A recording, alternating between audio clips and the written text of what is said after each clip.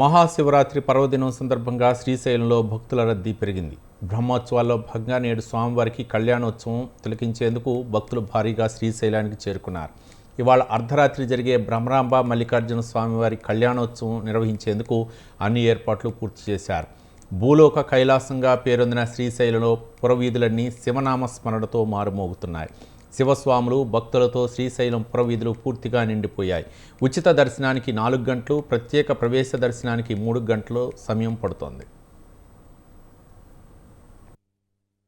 రోజు 2వ నెల నుంచి దర్శనం స్టార్ట్ అయిందండి. ఆల్మోస్ట్ 25,000 మంది దర్శనం ఆల్రెడీ చేసుకున్నారు.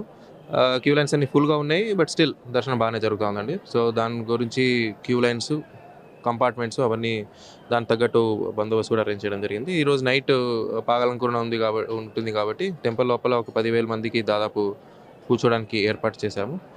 పాగలంప అయిపోయిన తర్వాత అందరూ ఒకేసారి బయటికి వెళ్తున్నారు కాబట్టి దానికి తగ్గట్టు ఎగ్జిట్ లైన్లో బందోబస్తు అరేంజ్ చేయడం, తర్వాత కొన్ని ప్రెషర్ పాయింట్స్ అక్కడ నుంచి లోపల రావడానికి ట్రై చేస్తారు భక్తులు.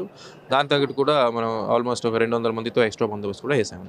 పొద్దున్న 4 నుంచి మేము దర్శనకు వచ్చినాము, ఒక్కరు కూడా పంపలేరు. మేము ఇవాళ నుంచి 2 వారాలే, పొద్దున్న నుంచి ఇవాళ పిరి దర్శనం అని చెప్పిండ్రు, లోపల పంపలేము. మా శివులు మాలేసి 52 రోజులే ఆకకొని దూపకొని ఉన్నారు. అందరు శివులు మా కొడుకుల సంబంధము, ఒక్కరే కాదు మాలేసిన వాళ్ళకన్నా పంపించాలి.